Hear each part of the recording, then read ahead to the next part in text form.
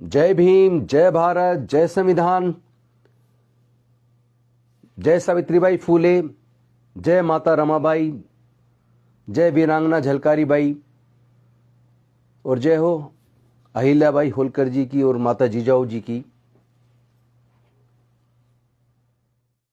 जय हो भीमाबाई जी की। सबसे पहले मैं आप सभी को आज महिला दिवस की शुभकामनाएं देता हूं, लेकिन साथ ही साथ कुछ सवाल हैं जो परेशान करते हैं। एक तरफ हम महिला दिवस मना रहे हैं, अंतर्राष्ट्रीय महिला दिवस। भारत को आजाद हुए भी 75 साल हो गए, लेकिन आजादी को 75 साल होने के बाद भी क्या देश में महिलाएं सुरक्षित हैं? 2014 में माननीय मोदी जी ने कुछ वायदे किए थे।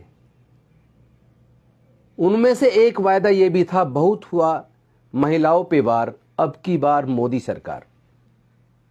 लोगों ने भरोसा किया था, लेकिन आज हम सब ने देखा मणिपुर में किस तरह महिलाओं को बेइज्जत किया, नग्न करके घुमाया, अपमानित किया। बनारस हिंदू विश्वविद्यालय में किस तरह एक छात्रा के साथ बीजेपी आईटी सेल के 3 दरिंदों ने सामूहिक बलात्कार किया। संदेशखाली में वेस्ट बंगाल में किस तरह दलित महिलाओं के साथ अत्याचार और घिनौनी हरकत हुई। उत्तर प्रदेश के अंदर 2 लड़कियों के साथ भट्टा मालिक ने जबरन सामूहिक बलात्कार करके उनको सुसाइड करने के लिए कंपेल कर दिया। और जब वो दरिंदे गिरफ्तार हुए तो उनके घर वालों ने उन दोनों लड़कियों में से एक के पिता को इतना दबाव डाला, इतना प्रताड़ित किया समझौते के लिए कि उनमें से एक लड़की के पिता ने सुसाइड कर लिया। अभी स्पेन की महिला जो पूरे भारत के भ्रमण पे निकली थी, वो पूरे दुनिया का भ्रमण कर रही है, उसके साथ भारत में सामूहिक बलात्कार हुआ। पूरी दुनिया के सामने देश का नाम गंदा हुआ, पूरे देश का अपमान हुआ। उधर संदेशखाली में वेस्ट बंगाल में माननीय प्रधानमंत्री जी उन दलित बहनों के पास गए और उनको न्याय का भरोसा दिलाया। पर क्या वो सच्चे दिल से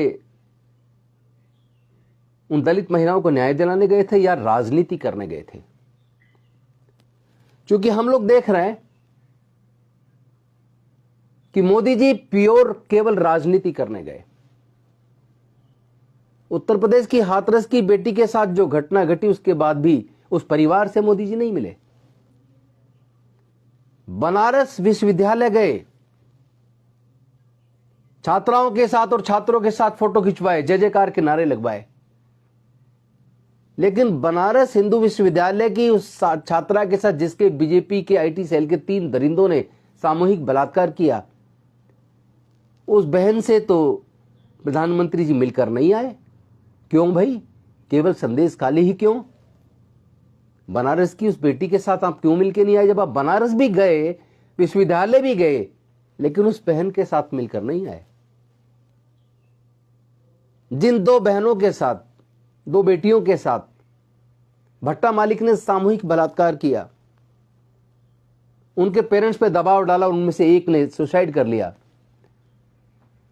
उस घटना के ऊपर तो मिलना तो दूर की बात है, आपने एक शब्द तक नहीं बोला। मणिपुर की बेटियों के दर्द को आपने अनसुना कर दिया। आज तक भी आपका इंतजार कर रहे हैं, कम से कम उनसे मिलके आ जाइए। तो हम लोग महिला दिवस तो मना रहे हैं, लेकिन ये केवल रस्म अदायगी क्यों?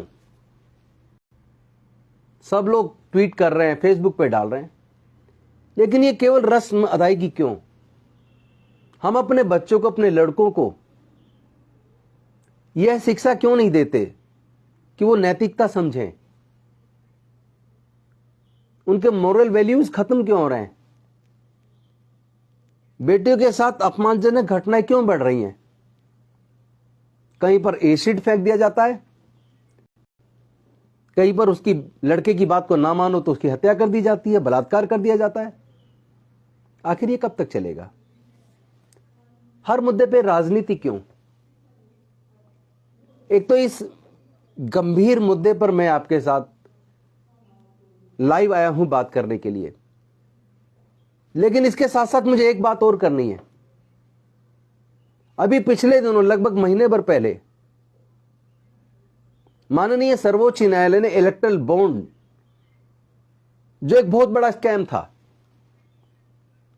उसको अवैध घोषित किया और 6 मार्च तक स्टेट बैंक ऑफ इंडिया को डायरेक्शन दी थी। 6 मार्च तक जितने भी इलेक्टरल बॉन्ड खरीदे गए, वो किन लोगों ने खरीदे और चंदा किन किन को कितना दिया, उसको डाटा को सार्वजनिक करे। लेकिन वो data state bank of India ने सार्वजनिक नहीं किया। उल्टा माननीय सर्वोच्च न्यायालय के पास एक पिटीशन लगाकर टाइम मांगा, वो भी 30 जून तक। सारी ब्रांचेस डिजिटाइज हो चुकी है, कंप्यूटरीकृत हो चुकी हैं। एक क्लिक दबाते ही सारा डाटा निकल के आ जाता है। करोड़ों मैसेज एसबीआई रोज अपने ग्राहकों को भेजती है। लेकिन ये जो चंदे के रूप में काली कमाई का इस्तेमाल करके एक पर्टिकुलर बीजेपी को फायदा पहुंचाने का काम किया, कहीं ऐसा तो नहीं है कि चुनाव से पहले अगर वो डाटा लीक हो जाता, वो डाटा अगर सार्वजनिक सुप्रीम कोर्ट के आदेश के बाद कर दिया जाता, तो फिर यह भी पता चल जाता कि बीजेपी को 90% के करीब चंदा गया और चंदा देने वालों को उसके बदले में क्या क्या मिला। देश के कितने लाखों करोड़ के सार्वजनिक उपक्रम उनके हाथों में चले गए, कितने सरकारी ठेके उनको मिले। कहीं ऐसा तो नहीं नोट के बदले में कुछ उनको दिया गया हो, सरकारी ठेके दिए गए हों, लाखों करोड़ के ठेके दिए गए हों। क्या इसकी जांच सीबीआई करेगी? उसमें हवाला का भी पैसे का इस्तेमाल हुआ होगा, क्या उसकी जांच ईडी करेगी? क्या इनकम टैक्स ऐसे मुद्दों की जांच करेगी? या ये CBI, enforcement directorate, income tax, police, इन सब सरकारी संस्थानों का भारतीय जनता पार्टी विपक्ष के लिए उनको दबाव डालने के लिए इस्तेमाल कर रही है, उन पर दबाव डालकर उनको अपनी पार्टी में शामिल करने के लिए इस्तेमाल करती है। याद होगा आपको 2010-11 में 12-13 तक भी आपने 3 मुद्दों का बड़ा जिक्र सुना होगा। 2G स्पेक्ट्रम घोटाला, कोल ब्लॉक घोटाला, कॉमनवेल्थ गेम्स घोटाला। उसके बाद 2014 में तो भारतीय जनता पार्टी की सरकार बन गई, माननीय नरेंद्र मोदी प्रधानमंत्री, यशस्वी प्रधानमंत्री बन गए। क्या हुआ उन 3 घोटालों का? किसी को भी सजा क्यों नहीं मिल पाई? ऐसा तो नहीं कि कहीं वो केवल 2014 का चुनाव जीतने के लिए मुद्दे बनाए गए हों। वो विनोद राय कहां हैं? उनकी चुप्पी कब तक रहेगी? क्या वो बीजेपी के लिए काम कर रहे थे? और वो अन्ना हजारे जी कहां हैं? वो तो छोटी छोटी बात पे धरने पे बैठ जाया करते थे। काले धन को वापस लाने के ऊपर कितना बोले थे, लेकिन आज काला धन वापस आने के लिए दुगना हो गया, लेकिन अन्ना हजारे जी चुप है। कहां सोए में? कौन सी नींद में सोए में? कुंभकर्ण की नींद में? अरे न्याय के लिए लड़ना है तो खुल के लड़ो, किसी एक पार्टी को मदद करने के लिए मत लड़ो। देश को बचाने के लिए लड़ो, देश के संविधान को बचाने के लिए लड़ो, देश के प्रजातंत्र को बचाने के लिए लड़ो, बहनों की अस्मिता बचाने के लिए लड़ो। आप तो मुद्दे बनाते ही किसी पॉलिटिकल पार्टी को फायदा पहुंचाने के लिए है। आज चुप्पी, एकदम चुप्पी साध रखी है। क्या सारे मुद्दे समाधान हो गए? क्या हुआ लोकपाल का? क्या भारतीय जनता पार्टी के एक भी मंत्री, एक भी सांसद, एक भी एमएलए के खिलाफ जांच हुई? या सारी जांचें विपक्ष को तोड़ने के लिए, एमएलए को खरीदने के लिए, सांसदों को खरीदने के लिए इस्तेमाल की जा रही हैं? और ऊपर से ईवीएम घोटाला, ईवीएम के द्वारा लोगों की वोट की चोरी हो रही है। पूरे देश के लोग ईवीएम के खिलाफ आवाज उठा रहे हैं, लेकिन आपने चुप्पी साध रखी है। इलेक्शन कमीशन क्या टूल बन गया है? क्या election commission Bharatiya Janata party के लिए काम कर रहा है? वो इलेक्शन कमीशन जिसकी मशीनें, जिनकी गाड़ियां मशीनों को लेकर, ईवीएम को लेकर जगह जगह जाकर डेमोन्स्ट्रेट करके कह रही है कि ये इन पे भरोसा करो, ये ठीक है, और उसी के ऊपर एक पट्टी पे लिखा हुआ है मोदी सरकार की गारंटी। तो क्या ये भारत का निर्वाचन आयोग मोदी जी के लिए काम कर रहा है? क्या भारत का निर्वाचन आयोग भारतीय जनता पार्टी को जिताने के लिए काम कर रहा है? ऐसे में माता रमाबाई जी, माता सावित्रीबाई फूले जी, अहिल्याबाई होलकर जी, झलकारी बाई जी, फूलन देवी जी, बहन मायावती जी, ऐसे लोगों को सैल्यूट करने को मन करता है। इंदिरा गांधी जी, ऐसे लोगों को सैल्यूट करने को मन करता है। इन लोगों ने इतिहास लिखा है। माता जिजाऊ, इन लोगों ने इतिहास लिखा है। आज महिला दिवस के अवसर पर न केवल मैं सबको शुभकामनाएं देता हूं, बल्कि साथ ही साथ ये निवेदन करना चाहता हूं, जागो दोस्तों जागो।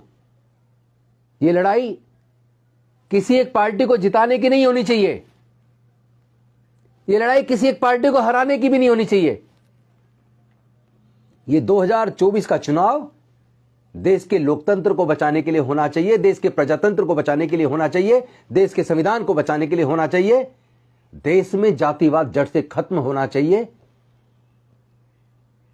और इसके साथ साथ निर्वाचन आयोग इलेक्शन बैलेट पेपर से कराए। ये ईवीएम की चोरी चलेगी नहीं। अगर देश के इलेक्शन कमीशन ने भारतीय जनता पार्टी को जिताने के लिए ईवीएम में गड़बड़ करके इसको फिर से दोहराने का काम किया, तो देश की जनता जवाब देगी। और मैं माननीय सर्वोच्च न्यायालय से हाथ जोड़ के निवेदन करता हूं, इलेक्ट्रॉनिक बॉन्ड के पूरे डाटा को सार्वजनिक करने का जो आपने आदेश दिया था, उसको लागू करवाइए। एसबीआई की इतनी हिम्मत क्यों है? किसके इशारे पे एसबीआई वो डाटा सार्वजनिक नहीं कर रहा है? बीजेपी को चुनाव में फायदा पहुंचाना चाहते हैं क्या? इस लोकतंत्र को बचाने की आस केवल सर्वोच्च न्यायालय से लगी है लोगों को। पूरा देश सर्वोच्च न्यायालय की तरफ देख रहा है। माननीय मुख्य न्यायाधीश जी एंड अदर कंपेनियन जजेस, please I urge you, I request you कि अपने उस आदेश की तो कम से कम इज्जत रखवाइए। एसबीआई के चीफ मैनेजिंग डायरेक्टर और डायरेक्टर्स या जो भी अधिकारी हैं उनको बुलाइए, उनको सिर्फ 3 दिन का टाइम दीजिए। 3 दिन में अगर ना दें, सार्वजनिक ना करें डाटा इलेक्ट्रल बॉन्ड का, तो उनको जेल में डालिए, उनके खिलाफ कंटेम्प्ट ऑफ कोर्ट कीजिए। तो देश के लोकतंत्र की भी बहाली होगी, देश के संविधान को भी बचाने में मदद मिलेगी, और जो कोर्ट के ऊपर लोगों का भरोसा बनना फिर से शुरू हुआ है, वो भरोसा भी बनेगा। बहुत बहुत धन्यवाद साथियों। जय भीम, जय संविधान, जय भारत, जोहार।